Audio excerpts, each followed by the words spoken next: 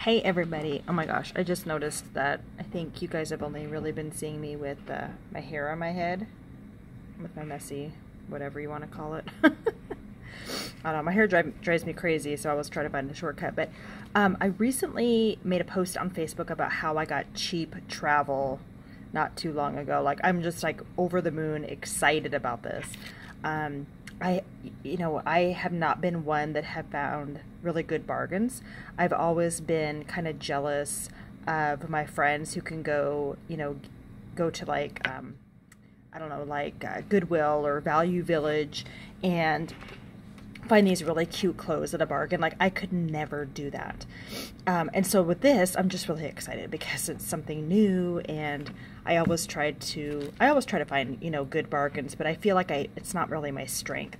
So this summer, I'm traveling to Indianapolis, Indiana, which I'm so excited about too, because what's an Indy? Indy 500, car racing. I love cars and racing cars and Mustangs and sports cars. I mean, I'm just all into that. But anyways, it's been a pain to try to find decent prices with plane tickets and hotel rooms that aren't like 20 minutes away, because where I'm going for business it's downtown. The prices are sky high. Like, I don't want to pay over $100 a night because that's just way too much. I heard of an app called Hopper, and I've had that, but it hasn't really done me too much good this time. It was still giving me $700 round trip prices. If you don't know, I live in the southeastern corner of Washington, from a small, little city, but I again looked at major cities and it was still like a lot of money. So I just gave up. I even looked at my favorite airline, which is Alaska Airlines. Shout out to them. I love their customer service. I won't tell you too much about that because my focus isn't on them right now, but but they were still crazy expensive. Like, looking on my app, I'm like, oh my gosh, what am I gonna do? I just kind of gave up. I was like, well, I'll just let it go. I'll just let it be. I'll come back and revisit it later, especially since my bank account just didn't have the money just yet, or at least what I thought. So just the other day, I started digging around some more. I'm not the kind of person who just gives up and sees a price like $700 and says, well, that's just what I'm going to get. I better buy them now. I don't do that. In fact, I started looking for plane tickets as soon as I could, as soon as the airlines had June as an option to pick for dates. I just don't believe in the mindset of, oh, well, that's the best that can be done. I don't. I knew there were cheaper prices. I knew I could find a better deal, and nothing was going to stop me. All right, so as a teacher, we have member benefits that are nationwide. So all teachers nationwide can get them when they are contributing against, it's a union benefit basically. So if you're in the National Teachers Union, this is one of the huge benefits that you can get. However, I've never had any luck with them. I've heard stories, but I would always look at their website. I've even complained to our state rep, hey, there's not really much in here. It's like giving 10% discounts. Like, really? We're teachers. Like, we need some major discounts to really get our buy-in to this. So I gave it another chance, and I started looking up airline deals, and I found tickets round trip for under $500. But again, like I said earlier, my bank account just wasn't quite ready for that. At least that's what I thought. So I waited, and when I checked a few days ago, the price had actually gone up. So it was no longer, I think the cheapest I found was $495.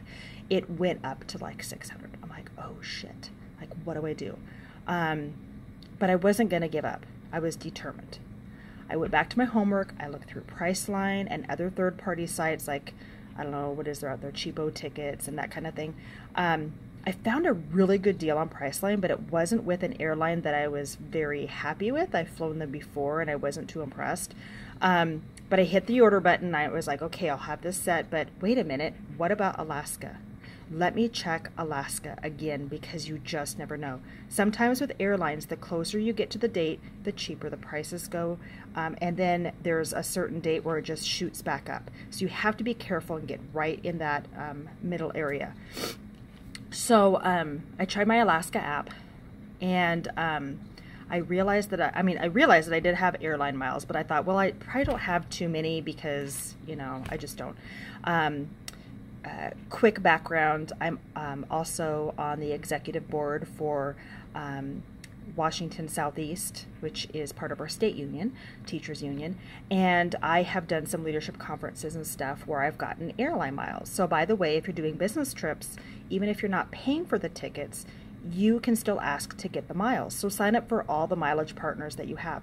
I really enjoy Alaska, so I really have been making a conscious effort to get those miles, and they totally give them to you. So I've been, they've been adding up. So I looked and I realized that I had 20,000 miles. Guess what? That is enough for a one-way ticket. Like, oh my gosh, you guys. Now, there's like a little fee or something, or I can't remember I don't know what it was, but basically out of pocket, it only cost me $9. I don't care. I get to use my miles. That's like saving $400 plus, right?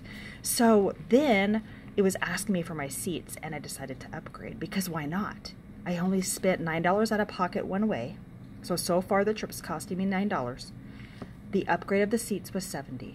Why not? I looked at the benefits of the seat though, and of course I weighed them. I wasn't just gonna, go willy-nilly about it, and it was worth it. And I've been in those seats before, and it's a lot better traveling. So anyways, so far it's $79. I know it's for a one-way. I still need to go back and get the other direction because I do want to come home. So it was, I want to say it was like no, it wasn't even 330. I think it was like 300 or something like that to fly back. Anyways, all in all, I paid under $400 for a round trip ticket, which beat all the other sources I was looking at, even the Priceline deal that I found really cheap. So I'm just so excited. Plus I get like an upgrade seat one way. I mean, hey, this is gonna work. So then I thought, okay, I still gotta find a hotel. I had found one, but it was like 10 miles away. I'm like, oh my gosh, that's ridiculous. I don't want to be that far away. I don't care, that it's under $100 a night. So I went back to my sources, Priceline, the NEA member benefits, the third-party websites and stuff. And my teacher benefits has a hotel that they are in cahoots with, or however you want to put it, called Red Roof Inn. And I thought, I've never heard of this hotel. It looks nice, but it seemed like it was a harder one to find wherever you're traveling. They're only in certain areas of the nation. But on Priceline, that's the deal that I found too, was the Red Roof Inn. And I think it was like $59 a night for a basic room. So I thought, well, that's not too bad. It's closer. I could Uber it downtown, not a big deal. So anyways, I went to NEA member benefits, and the basic room was cheaper than $59 a night. And then because it was cheaper, I decided to upgrade it. So I ended up getting an upgraded room for 4 nights under $300. Awesome.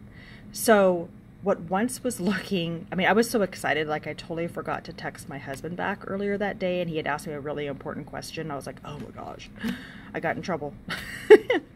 But yeah, I was just so excited and just that I could do this that I just forgot about doing other things. So anyways, what once was looking like a price of over $1,000 just for airline tickets and hotel, not even meals or anything else, turned into a price under $600.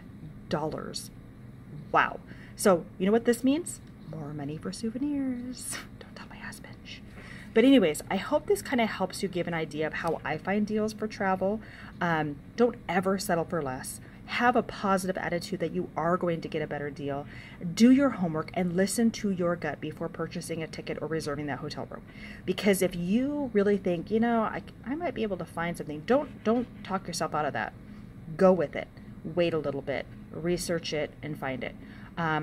If you guys have additional tips to help with travel and saving money, I invite you to comment below. I would love to include them within my blog, within my video that I'm making for YouTube, whatever.